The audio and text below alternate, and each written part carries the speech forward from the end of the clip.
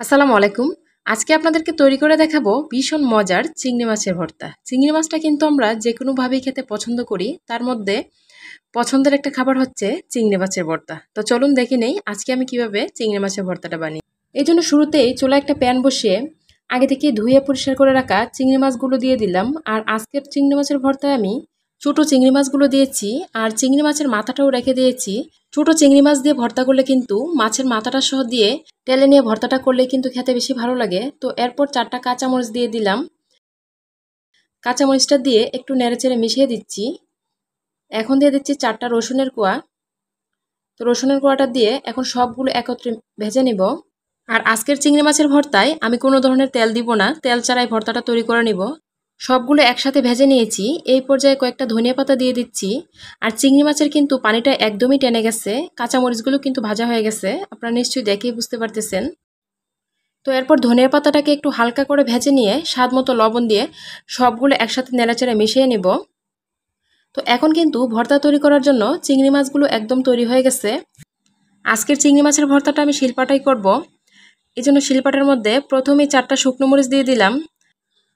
এখন মরিচগুলোকে মিহি করে বেটে নিব। ঝালটা আপনারা যার যার স্বাদ মতো দিতে পারেন, যে যেরকম ঝাল খেতে পছন্দ করেন। তো মরিচটাকে মিহি করে বেটে নেওয়ার পর এখন দিয়ে দিচ্ছি ভেজে রাখা কাঁচামরিচগুলো ও রসুনের কোয়াগুলো। তো রসুনের কোয়া ও কাঁচামরিচটাও মিহি করে বেটে নিব। এই চিংড়ি মাছের ভর্তাটা এক এক এলাকায় এক একভাবে বানাই, তবে আমাদের ব্রাহ্মণবাড়িয়াতে আমরা যেভাবে বানাই এইভাবে আপনাদের সাথে শেয়ার করেছি। সবগুলো একসাথে মিহি করে বেটে নেওয়ার পর এই পর্যায়ে আমি ভেজে রাখা চিংড়ি মাছগুলো দিয়ে দিচ্ছি। এখন চিংড়ি মাছগুলোকে একদম মিহি করে বেটে নিব। চিংড়ি মাছগুলোকে কিন্তু একটু মিহি করে বেটে নিতে হবে, না হলে কিন্তু চিংড়ি মাছের যে মাথার অংশটা থাকে ওই অংশটা না মিশলে কিন্তু ভর্তাটা খেতে ভালো লাগবে না। এই ভর্তাটা কিন্তু আপনারা চাইলে ব্লেন্ডারে তৈরি করে নিতে পারেন, তবে আমার কাছে মনে হয় শিলপাটায় করা যে কোনো ভর্তা ব্লেন্ডারে তৈরি করা ভর্তা থেকে খেতে বেশি ভালো লাগে। আর আমি সাধারণত সবগুলো ভর্তাই শিলপাটায় বেটেই করার চেষ্টা করি। অল্প অল্প করে পানি দিয়ে চিংড়ি মাছগুলোকে বেটে নিচ্ছি। তো চিংড়ি মাছগুলোকে একবার বেটে নেওয়ার পর আবারও সবগুলো একসাথে মিশিয়ে নিয়ে বেটে নিব। 2বার বেটে নিলে কিন্তু চিংড়ি মাছগুলো মিহি হয়ে যাবে আর চিংড়ি মাছের মাথাটাও মিশে যাবে। আর আজকের চিংড়ি মাছের ভর্তা আমি কাঁচা পেঁয়াজ দিয়ে করব।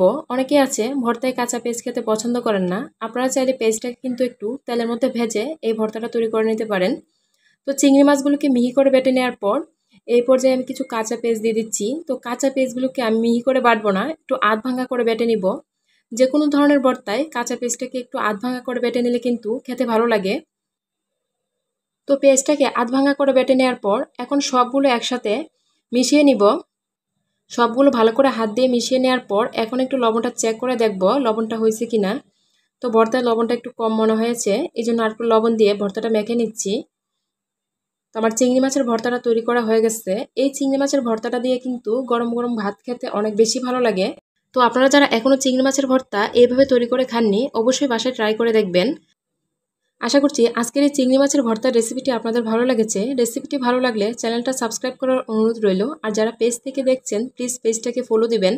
আজকে এ পর্যন্তই, সবাই ভালো থাকবেন। আল্লাহ হাফেজ।